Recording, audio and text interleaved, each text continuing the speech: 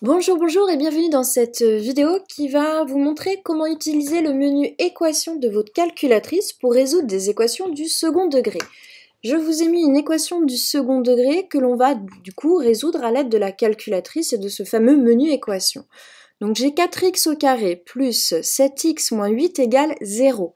Donc comme d'habitude, on fait attention d'être dans la configuration où l'équation est égale à 0. Si ce n'est pas le cas, vous devez faire les transformations nécessaires. Première étape, je vais devoir identifier les valeurs des coefficients A, B et C. Je rappelle, par définition, un polynôme du second degré, c'est de la forme ax au carré plus bx plus c. Si je veux mon équation, il faut que ça soit du coup égal à 0. Par identification, je remarque que A correspond à 4, c'est le nombre devant les x au carré. B, ça sera 7, donc B égale 7.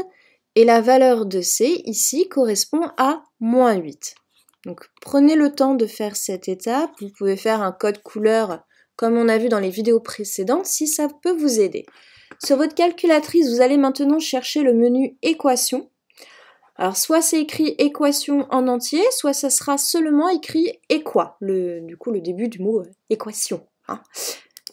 Maintenant, une fois que je suis dans le menu, eh bien moi en fait je vais résoudre une équation, c'est ce qu'on appelle ici un polynôme, puisque j'ai différentes valeurs et degrés de x, donc je vais sélectionner F2. Combien de degrés? Eh bien moi je suis à la puissance 2, donc je vais sélectionner en nombre de degrés 2, F1. Et là en fait il me demande, donc je peux vérifier que je suis bien sur la bonne équation, donc moi je suis bien sous la forme ax carré plus bx plus c égale 0. Ça me permet de vérifier du coup si je ne me suis pas trompée. On me demande de mettre la valeur de A, de B et de C.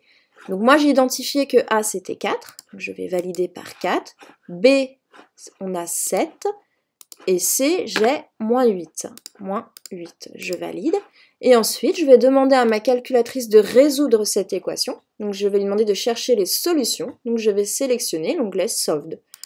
Et automatiquement, il me trouve la valeur de x1 et la valeur de x2. Ici, x1, c'est 0,788 et x2, c'est moins 2,538. Alors, la mienne, en plus, elle est plutôt sympa puisqu'elle me donne la forme en fait que l'on retrouve par la méthode algébrique lorsque, je vous rappelle, on fait moins b plus ou moins racine carrée de delta sur 2a.